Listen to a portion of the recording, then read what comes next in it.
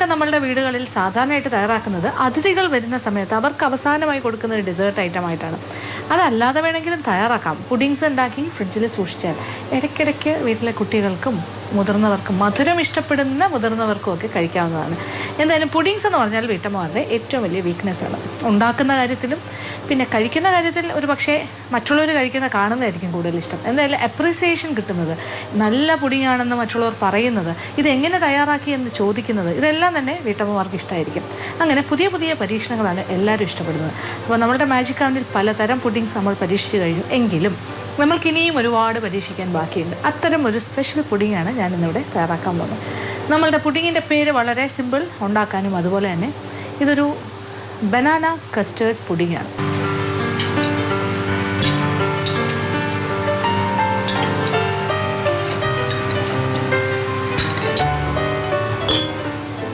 അങ്ങനെ 1/2 ലിറ്റർ പാല് കംപ്ലീറ്റ് ആയിട്ട് നമ്മൾ പാത്രത്തിലേക്ക് മാറ്റി കഴിയും.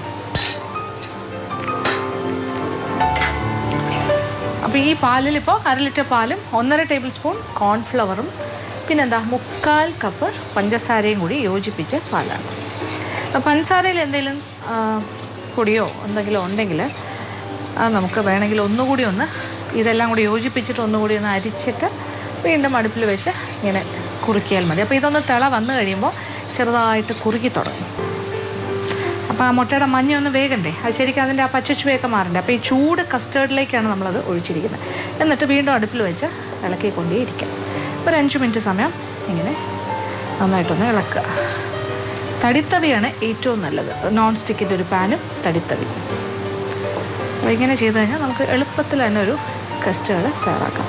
ഇനി ഇത് നോൺ വെജ് മുട്ടയൊക്കെ കഴിക്കുന്നവർക്ക്, ഇനി പ്യുവർ വെജിറ്റേറിയൻസ് ആണെങ്കിൽ എന്താ ചെയ്യേണ്ടതെന്ന് വെച്ചാൽ ഈ ഒരു പ്രോസസ്സിനൂടെ പോകണ്ട. പാലും കസ്റ്റേർഡ് പൗഡർ വാങ്ങിക്കാൻ കിട്ടും.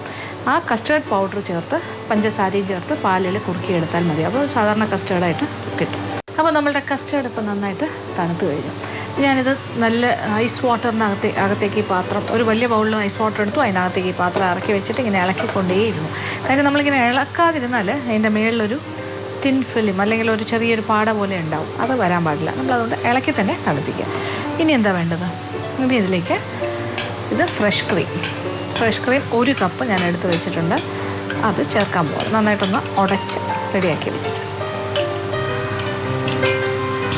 1 കപ്പ് ഫ്രഷ് ക്രീം ചേർക്കാം. അപ്പോൾ ഇത് നമ്മളുടെ കസ്റ്റേർഡ് കുറച്ചുകൂടി ഒന്ന് റിച്ചാകും.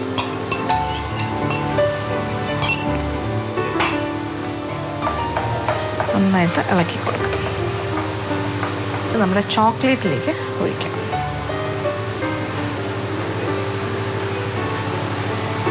ആവശ്യാനുസരണം ഒഴിക്കുക. നമ്മൾ ഏതാണ്ട് ഒരു 3/4 മുതൽ 1 കപ്പ് വരെ വേണമെങ്കിൽ ചൂടാക്കി ഇങ്ങനെ തിളപ്പിച്ച് വയ്ക്കാം. എന്നിട്ട് നമുക്ക് ആവശ്യമുള്ളത് മാത്രം എടുക്കുക. ഒരു 1/2 to 3/4 കപ്പ്.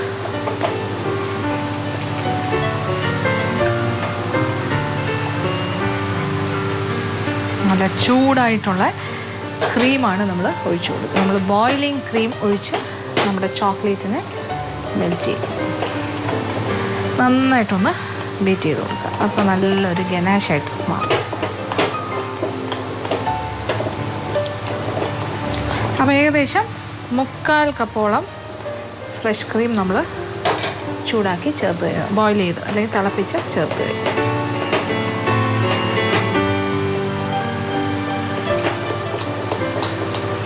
ഡാർക്ക് ചോക്ലേറ്റാണ് ഞാനിവിടെ ഉപയോഗിക്കുന്നത്. നിങ്ങൾക്ക് ഡാർക്ക് ചോക്ലേറ്റ് എന്ന് പറയുമ്പോൾ കുറച്ച് ബിറ്ററാണ്, കുറച്ചുകൂടെ ഷാർപ്പാണ്, കുറേ കൂടെ സ്ട്രോങ്ങർ ആയിട്ടുള്ളൊരു ചോക്ലേറ്റ് ടേസ്റ്റാണ്. അത്രയും സ്ട്രോങ് ആയിട്ട് വേണ്ടാന്നുണ്ടെങ്കിൽ മിൽക്ക് ചോക്ലേറ്റ് എന്ന് പറഞ്ഞിട്ട് ഈ കോമ്പൗണ്ട് ചോക്ലേറ്റ് കിട്ടും, കുക്കിംഗ് ചോക്ലേറ്റ്, അതായാലും മതി. എന്നാൽ നമ്മൾ അത് ഇപ്പോൾ ഇരുന്ന് കട്ടിയാവുകയാണെങ്കിൽ അതൊന്നുകൂടെ ലൂസാവണം എന്നുണ്ടെങ്കിൽ മൈക്രോവേവിൽ 1 മിനിറ്റ് സമയം ഒന്ന് ചൂടാക്കിയാൽ മതി, അത് ലൂസായിരിക്കും. ഇപ്പോൾ നമ്മുടെ ganache ready, chocolate ganache ready ആക്കാം. അതെ, അങ്ങനെ തിക്കായിട്ടുള്ളൊരു ഗനാഷ്. കുറച്ച് റണ്ണിങ് ആക്കണമെങ്കിൽ അങ്ങനെയാകാം, കുറച്ചുകൂടി ക്രീം ഒഴിച്ചു കൊടുത്താൽ മതിയാകും. ഇനി നമ്മളുടെ പുഡിങ് നമ്മൾ സെറ്റ് ചെയ്യാൻ പോകണം. ആദ്യം എന്താ ചെയ്യേണ്ടത്? ഒരു പുഡിങ് ഡിഷ് എടുക്കുക. അതിലേക്ക് ഏതെങ്കിലും തരം ബട്ടർ കുക്കീസ്, ഇതിപ്പോൾ ഞാൻ കാഷ്യൂനട്ട് ബട്ടർ കുക്കീസാണ് എടുക്കുന്നത്. അതൊരു 3 എണ്ണം വെച്ചിങ്ങനെ ലെയർ ചെയ്യാം.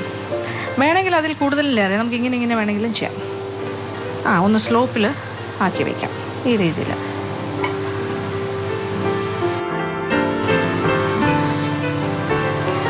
അങ്ങനെയും ആകാം. നമ്മളുടെ കയ്യിൽ എത്ര കുക്കീസ് ഉണ്ട് അതനുസരിച്ച് ചെയ്യുക. കുക്കീസ് കുറവാണെങ്കിൽ ലെവൽ ചെയ്ത് വെച്ചാൽ മതി.